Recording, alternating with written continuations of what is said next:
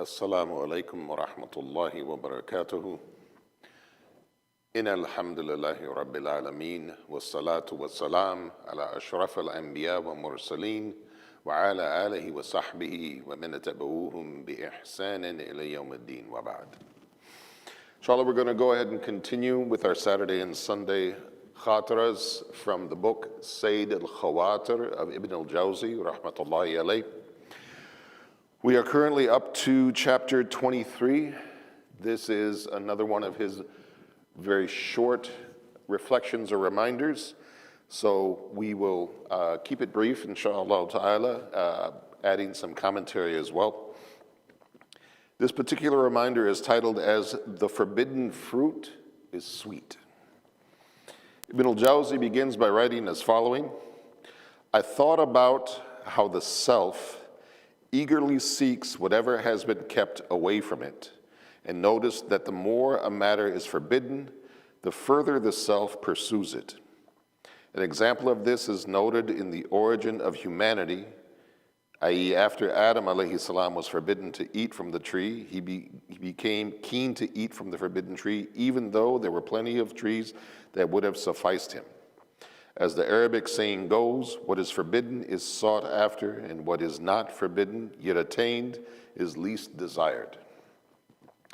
So this is the comments that he's making here about how when something is forbidden, human nature seems to be more attracted to it and be more drawn to it because it's been prohibited from them. It's been impeded or blocked for them. And he uses the example of the story of Adam alayhi salam when he was forbidden from the tree, that in spite of the plethora of provisions that he had in Jannah, he pursued that tree nonetheless. Albeit, of course, a shaitan was influencing him, Iblis was influencing him and his wife, alayhim as-salam, through his whisperings, but at the end of the day, Adam had the choice to make, as we all have a choice to make between right and wrong, between good and evil. And in spite of the provisions that he had, the whispers of shaitan, the whispers of Iblis influenced him to choose to eat from the forbidden tree, and thereby the results, as we know. So it was also said, he continues, it was also said, if people were commanded to be hungry, they would have endured hunger. And if they were commanded not to break apart feces, they would have wanted to do it. Certainly there was something in it for which we were forbidden from. So this is either poorly translated or poorly worded, but the idea being that something that might seem very difficult, such as enduring hunger, and in truth, this is something that's not far from us, being that we're still in the month of Shawwal, after the fast of Ramadan, we are commanded by Allah to go hungry. And we abide by that commandment to a large degree.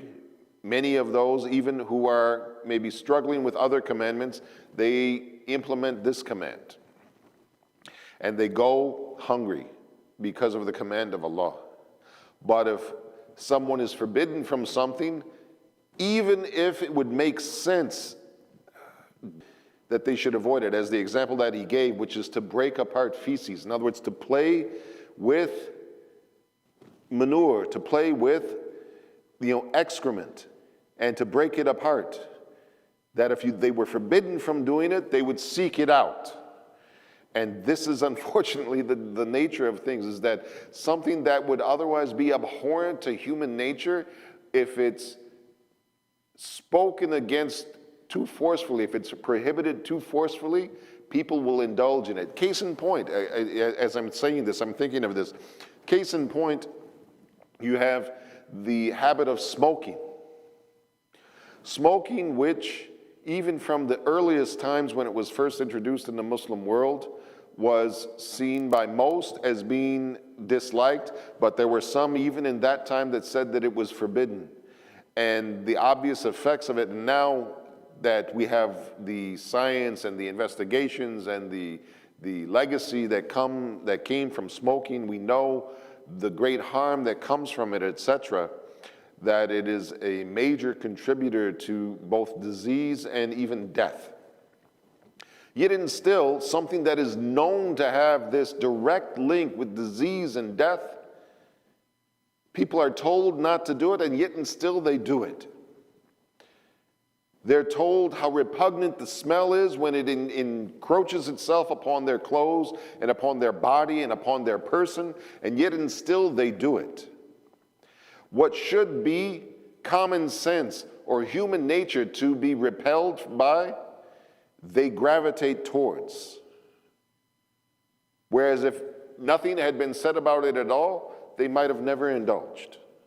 But because of the way things are, they still indulge in spite of all of the logical reasons, the common sense reasons they have to avoid it. He continues, this made me investigate the reasons behind this behavior. In other words, this behavior of resisting those things which are forbidden. In other words, being inclined to indulge in the forbidden things when they've been forbidden from us. So it made me investigate the reasons behind this behavior, and I concluded that this is due to two reasons. So in his investigation, he decides that he discovers two reasons that this is so in human nature. So he said, firstly, the human self cannot handle being restricted or being contained.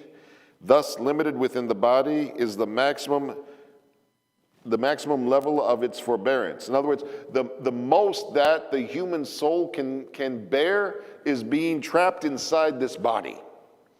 It is contained within our bodies during our existence, and that is the greatest amount of restriction or containment that it can handle. Anything more than that is too much of an oppression upon it. It said, if the self is prevented from something, it becomes more eager and reckless just to attain the forbidden. This is why it is easy for a person to remain at home for a full month, yet if he was told not to leave his house for even an entire day, he would find it unbearable. Yes, subhanAllah.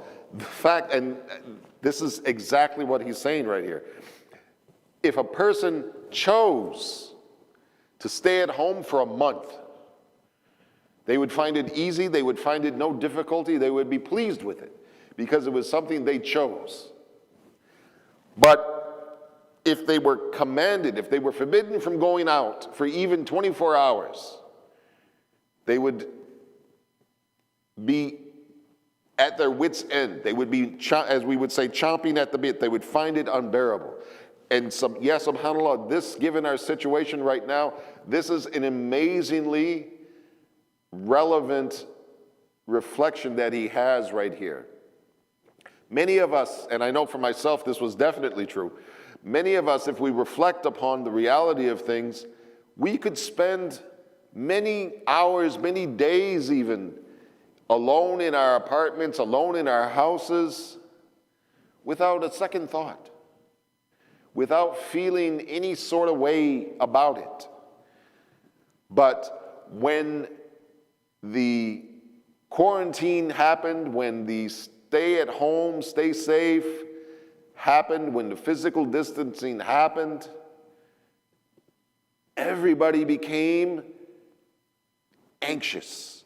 We saw the extreme examples of this in, say, Michigan and some other areas where people became so resistant to this idea that they literally took up arms and they stormed the government buildings, demanding for themselves to be set free, as they saw it. If it had been something they had chosen and they stayed at home for a week or two of their own accord, they would have been just fine. They wouldn't have had any concerns with it whatsoever. But because someone from outside was imposing it upon them, they reacted in a way that was aggressive and impatient and anxious about it. And many of us, we were feeling, even if we didn't act out in this way, we were feeling that way at certain points, where we were feeling somehow as if we were being trapped in a cell, in a prison. even though it was for our betterment and was for the betterment of society, and it was something that we may have done the same thing many times before under different circumstances, but through our own choices. So this in and of itself, many of us can probably reflect on this and say, yes, subhanAllah, I know exactly what they're referring to. Yes, subhanAllah. The second thing he says is that the human self is rebellious and hence finds it difficult to be under any authority. So humanity as a whole, he's saying, if you will, they have authority issues. This is something that some people are labeled with, that they have authority issues. He's saying that humanity as a whole, we have authority issues. We do not like to be put under somebody's control, under somebody's thumb. This is why it tends to enjoy the unlawful and almost finds no joy in the lawful. If something is permissible, we lose interest in it. If it's made available to us, if it's too easy to attain, we lose interest in it. But when something is difficult, when something is kept away and hidden away from us, we desire it even more.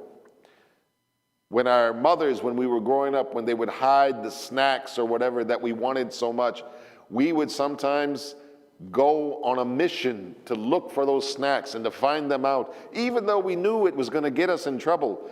The fact that they were hidden and our desire for it caused us to go to great lengths, even though there were many other options probably available to us that we could have availed ourselves of, that would have had no consequences for us whatsoever. But yet and still we did the same thing. So they don't find any joy in the unlawful. To be under, this is why it tends to enjoy the unlawful and finds almost no joy in the lawful. And this is why it's easy for a person to worship as per what it senses and sees, and favoring it over anything else. This is perhaps poorly worded. I believe what he's trying to say is that it's easy to worship, to do worship when it sees some tangible benefit for it. In other words, it sees something that it wants out of it necessarily, but not when we realize that it's so easy, that we find it easy to do, etc. Wallahu ta'ala alam.